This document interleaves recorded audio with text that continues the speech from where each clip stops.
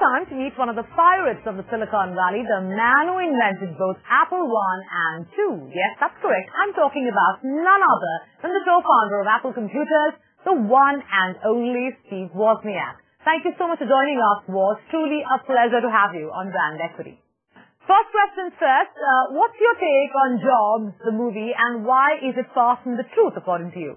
Yeah, I hope the latest Jobs movie would really bring out what was inside of Steve Jobs. What was his personality really like? What kind of discussions did he have with other people? And what were the reasons for his decisions, his reasons for excluding people? And I thought that the movie was very weak on bringing out the things that you love and hate about Steve Jobs and really pinpointing where did he come up with the brilliance that we thank him for the wonderful changes in our lives and where did they really come from. I thought it was just weak in that regard, so I was disappointed. It also showed his relationship with various people, like our funder and early mentor of how to run a business, like Steve Jobs was the leader, directing the other person. And in every single scene with his dealing with me, it was almost the opposite of what it was in real life. Right. Moving away from Jobs, the movie, what do you attribute Samsung's recent success to? And do you think the Apple era is somewhat coming to an end? I bought a lot of products of other companies because I'm a gadget guy. I like to explore. I like to play with them. Sure. I like to compare with them. Then I know it's real when I say this is good or that's bad. I know it's real to me and my own feelings.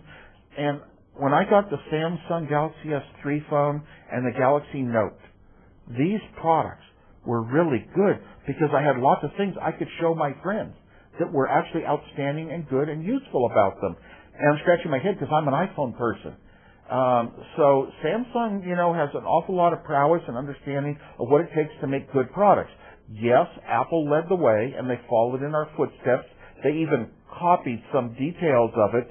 But it's kind of like one company can't be the only great thinker in the world about products. As far as people talking about Apple now, like, is it going down? Is it really going out of the... Apple, you can't hit on these great new advances, new entire product categories that didn't exist before. Things that people couldn't have thought of working in those ways, would have predicted a little incremental improvement over what was there before, not a huge different change in direction. I am so thankful that Apple isn't putting out a horde of lousy products just to say we have something new, we have something new, we have something new. That's very much in the Apple culture. Wait until things are that excellent, work on them that hard, that they're so perfect, no other company in the world can make them that good. After Jobs, who do you see as the next visionary, if at all?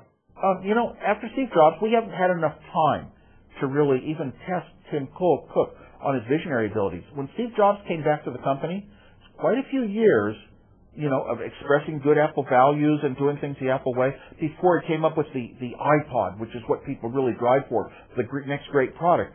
Tim Cook's done some good things, though, to make the company a little more giving and likable and charitable and caring in the world.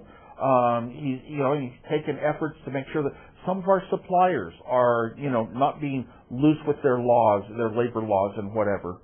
So I admire those things in a leader. I'm very happy with Tim Cook. He might be that person. It would take a lot more than what's happened today, I think, for the board to say, oh my gosh, we got to find another Steve Jobs. How do you find another Steve Jobs?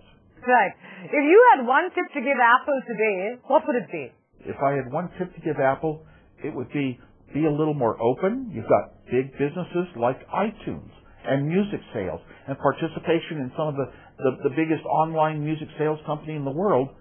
Open it up and write it for Android phones. Let the entire world buy your music, buy the music from the iTunes store and not be forced out of it just because of which phone they have. Very well said, Woz. I hope Tim Cook is listening. How do you see the handset market dynamics changing in the foreseeable future?